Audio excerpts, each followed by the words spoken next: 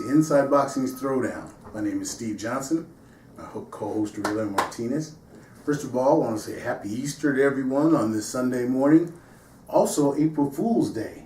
Okay, so for you people that are going to eat Easter eggs, I'm going to tell you to watch yourself.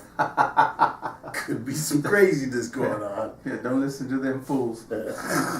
All right, now in our first segment, you got to see that we had our interview with USA Boxing President John Brown. Hope you got a chance to see that. If not, you'll well, that was live. That was Facebook Live. And now we'll have it recorded so you guys get to see it in our first segment. Yeah. Okay. Our second segment here, we're going to recap last night's World Heavyweight title bout that actually was going to have unification for the WBO, WBA, and IBF. The only one left is the title, the World Heavyweight Champion title, that WBC title that's owned by Deontay Wilder. Exactly. Okay, and this fight last night was between Anthony A.J. Joshua versus your boy, Joseph Parker from New Zealand. Mm-hmm. I've been trying to make him be from Australia. You know, yeah. We had a couple of comments. Thanks for correcting us. Yes. Yeah, I don't know why I had that, but anyway, I'll let you start. It was in Cardiff, Wales, and you know there was an interesting aspect. Once again, streamed live on Showtime, starting about Mountain Standard Time about 3 o'clock. But then last night, Mountain Time at about 8:30, it was played on regular Showtime. No, it was on regular Showtime both times. Because we saw it. We saw it on Showtime. That wasn't wasn't a stream. Okay. Well, it was a stream live on Showtime because it was on my phone. Yeah. So I guess they did them both. Yeah. But we watched it actually on the Showtime live channel, Showtime network. Okay. But anyhow, they showed it live at 3 p.m. Mountain Standard Time, and then they replayed it again in the evening at 10:30 p.m. 8:30 p.m. Mountain Time. So anyhow, for those of you who saw the fight, do you want me to start with the take on the fight? Yeah. Okay. Let me tell you what I'm not dissatisfied with the fight. I know a lot of folks saw it as boring, and typically it was boring if there isn't any slugging and knockdowns and cuts and blood all over the place. But I said this before in our talking. Joseph Parker has some skills for a heavyweight. He's got ring movement, he jabs, he knows how to do it. And don't forget, he was fighting a much taller guy. Mm-hmm. He was faced with a 5-inch deficit in his reach. Mm-hmm. So he had his work cut out for him. Okay, and I always wondered whether he would come into the ring polished, or if he would show that rust from not fighting often and credible opponents. So overall, I think it was good. He did set the tempo by jabbing, moving, where Joshua just was, in my opinion, it was really shy to let his hands go. And that's what movement does to a fighter, okay? Because if you have someone just standing in front of you, you will let them hands go, and you'll let them go kind of like a wild shot, okay? But he couldn't do that because Joshua had the movement and the skills, and he kept the fight where he had to, and I'm saying Parker, where he had to in order to give himself a chance. I think the fight was a lot closer because it was more of a tactical fight, which can, in some people's mind, make it a boring fight.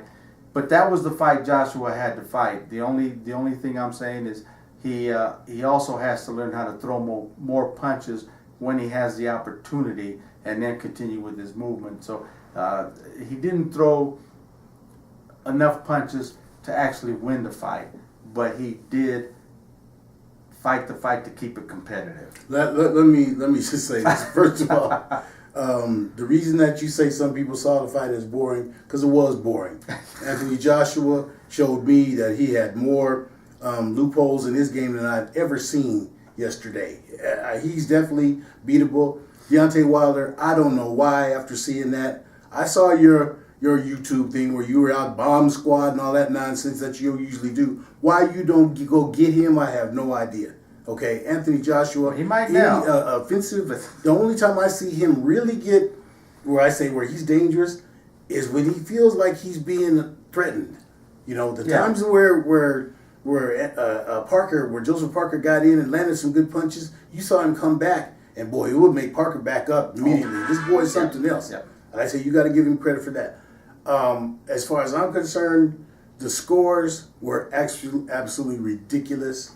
One judge had it almost shut out 119, giving Parker 1 round.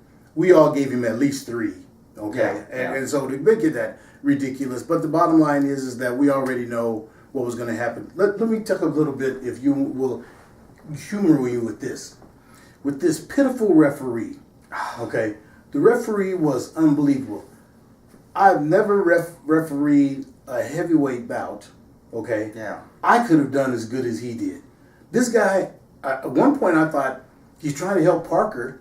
Then another end, it looked like he has no clue what he's doing.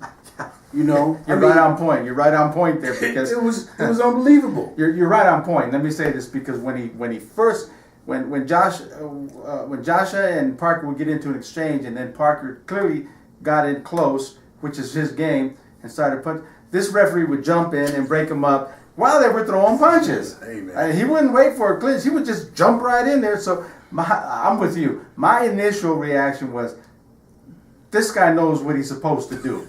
Okay, he got the memo. This is what you do. You don't let Parker get in close and do any damage. You break it up. But then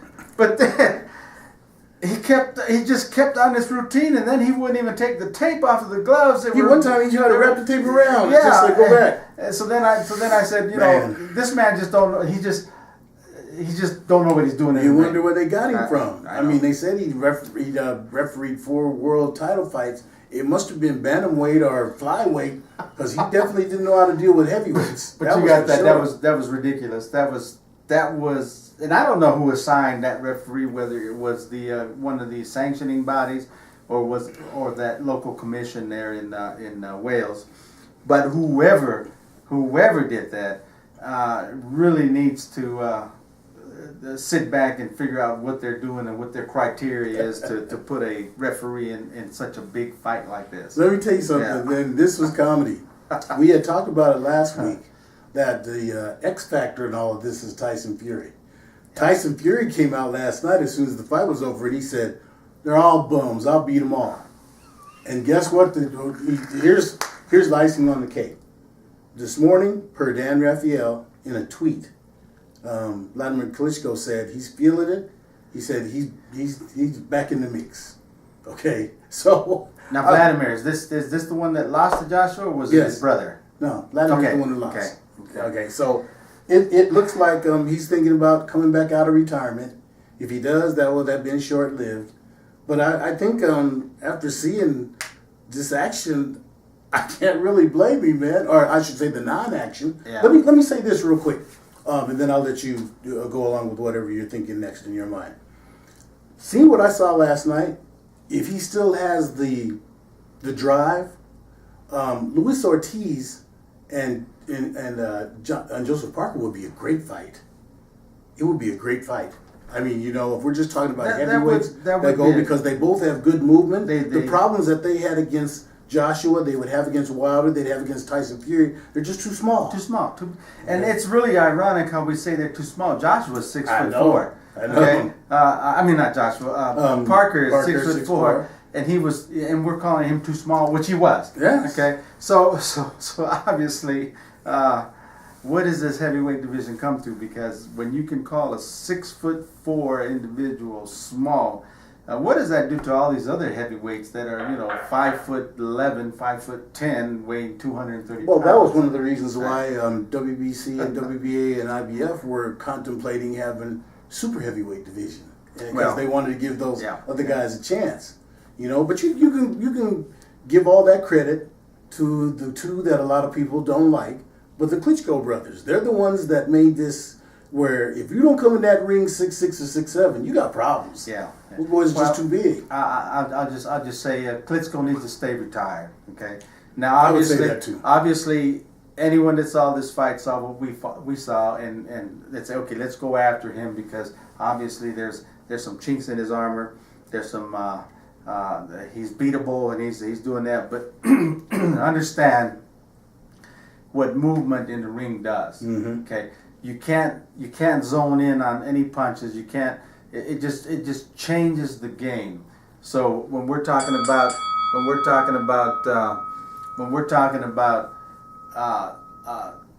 Klitschko coming in saying he can fight, or any of the other heavyweights coming in, you're not going to give Anthony Joshua that movement and that shy to throw his punches, because you know he's not going to be there, because little movement does wonders for a boxer. Okay. And it's a good tactic to have, but you also have to be able to throw off your movement and to score enough to win a fight. Very, very tactical style, but they don't have it. So Klitschko's coming in the ring. It's going to be the same. They're not going to be any movement. They're going to be in front of it. You're going to see a lot of wham bam power shots going. One of them will go down. You know what I want to give? Yeah. Give Eddie Hearn some credit, man. This dude said, the question was, well, what about Deontay Wilder? He said, we'll fight him anywhere. He said, but look here, we got 78,000 people, and Wilder's used to fight in front of 7,000 people. Yeah. Hey, man, I mean, he's digging at him hard. Yes. But like I said, Deontay Wilder, looking at what we all saw last night. So basically he said, we'll fight him anywhere in Wales. That's right. And I don't blame him. It's a no-brainer. But Deontay, hey, man, you got to go get this dude, man. I mean, he's there for you. And then Joshua comes up with some stuff afterwards. Now he's starting to poke fun at him, talking about the bomb squad and all that. Man, you got to go get him. I'm gonna tell you what. I'm staying with my original saying. Wilder beats Joshua. I've always said that, and there's nothing that's making me even try to change on that. I would like to agree with you, and I do see the possibilities of it. But like I said, I still saw when he would engage, when Parker would actually engage with him, Joshua was, man, you can see it in his eyes, he got fired up and he backed him off. And it'll be the fight will be great between him and Wilder, because it's going to be, somebody's getting knocked out. Exactly. Somebody's getting knocked out. There's not going to be none of this dancing around. Exactly. Somebody's going to get knocked out. And you know what? The one punch I really like that Anthony Joshua has is that inside uppercut. That uppercut, that's devastating, man. But you see the little movement, he couldn't land it with Parker. I mean, but don't forget, what stopped Ortiz? That Wilder uppercut. Man, this is all setting up for a great fight. But anyway, that's the end of our second segment. We'll be back in our third and final segment for Easter Sunday, where we're going to talk about the upcoming action in the following weeks. And man, I can't wait. That's right. Okay. Every Inside Boxing Throwdown segment, we end with our usual. Man.